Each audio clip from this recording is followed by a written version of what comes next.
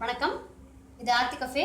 இன்றைக்கி நம்ம என்ன பார்க்க போகிறோம் அப்படின்னா, நல்ல ரோஸ்ட் தோசை வந்து எப்படி வாக்குறதுன்னு பார்க்க போகிறோம். அதுக்கு தேவையான பொருட்கள் இட்லி மாவு தான். நான் வந்து இட்லிக்கும் தோசைக்கும் நார்மல் தோசைக்கு ஒரே மாவு தான் வச்சுருக்கேன். ஸோ இந்த இட்லி மாவு வாக்குறதுக்கு ரீஃபைண்ட் ஆயில், கொஞ்சம் நெய்.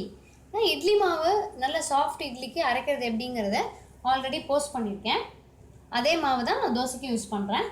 ஸோ இப்போ எப்படி இந்த ரோஸ்ட் தோசை வாக்குறதுன்னு பார்க்கலாம். இப்போ நான் அந்த தோசைக்கல் அடுப்பில் போட்டேன். அது தேவையான அளவுக்கு சூடாயிடுச்சு. இப்போ இந்த தோசைக்கல்லில் ஒரு சின்ன விஷயம் நான் உங்களுக்கு சொல்ல விருப்பப்படுறேன். நல்லா இரும்பு கல்லாக இருக்கட்டும், அதே மாதிரி இந்த ஃப்ளாட்டாக இருக்கணும். தோசைக்கல்லுடைய மேல் போர்ஷன் வந்து கொஞ்சம் ஃப்ளாட்டாக இருக்கணும். கொஞ்சம் குழிவாக எல்லாம் இருந்தது அப்படின்னா கொஞ்சம் வாக்குறதுக்கு சிரமமாக இருக்கும்.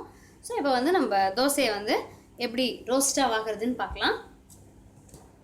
கல் வந்து நல்லா சூடாகிக்கட்டும். ரொம்ப சூடாக இருந்தாலும் தோசை வாக்கும் பொழுது இழுக்கும் பொழுது பிஞ்சு வந்துடும், ஏன்னா வெந்துடும் உடனே. அது அதனால் ஓரளவுக்கு கல் சூடாக இருக்கட்டும்.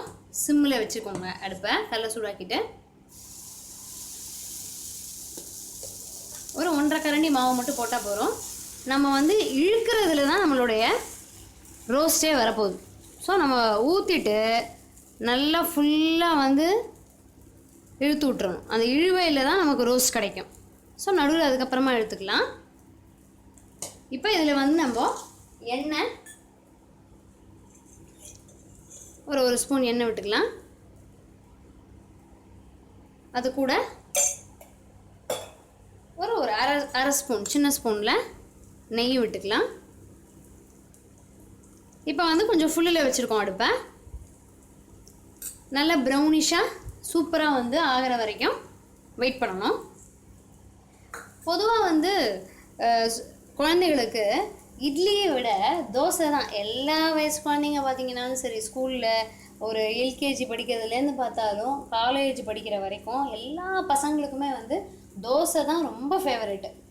அதுக்கு என்ன ரீசன் அப்படின்னு பார்க்கும்போது, எப்படியும் நம்ம எண்ணெய் கொஞ்சம் கூட விட்டு பண்ணுற எல்லாமே வந்து பசங்களுக்கு ரொம்ப பிடிக்கும். பூரி, அப்புறம் அதே மாதிரி இந்த ரோஸ்ட்டு, எண்ணெய் கொஞ்சம் கூட விட்டாலே ரொம்ப விரும்பி சாப்பிடுவாங்க. அதனால் அந்த தோசை வந்து எல்லாருடைய ஃபேவரெட்டு. சின்ன பசங்கன்னு இல்லை, பெரியவங்க வரைக்கும் தோசை வந்து ஃபேவரெட் தான். அப்போ நம்ம வீட்டிலேயே வந்து நம்ம அழகாக ரொம்ப ரோஸ்ட்டாக வாத்து கொடுக்கும்பொழுது அவங்க ரொம்ப ஹாப்பியாக சாப்பிடுவாங்க.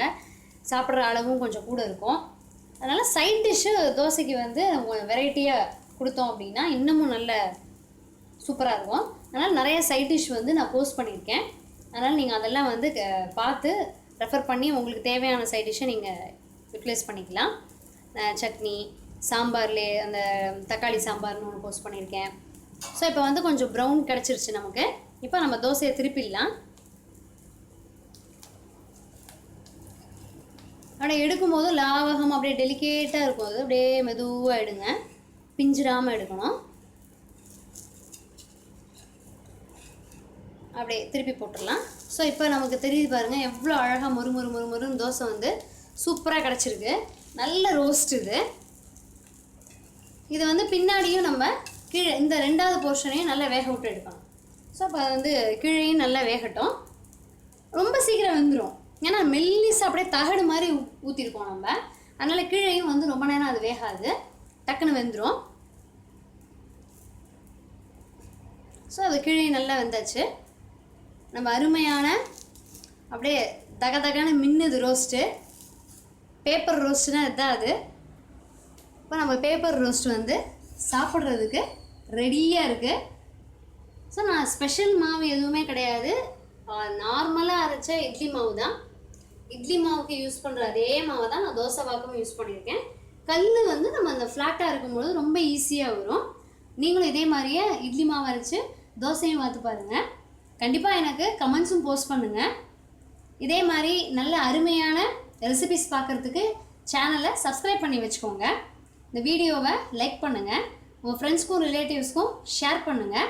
இன்னும் ஒரு நல்ல ரெசிபியோட அடுத்த எபிசோடில் உங்களை மீட் பண்ணுறேன். தேங்க்யூ.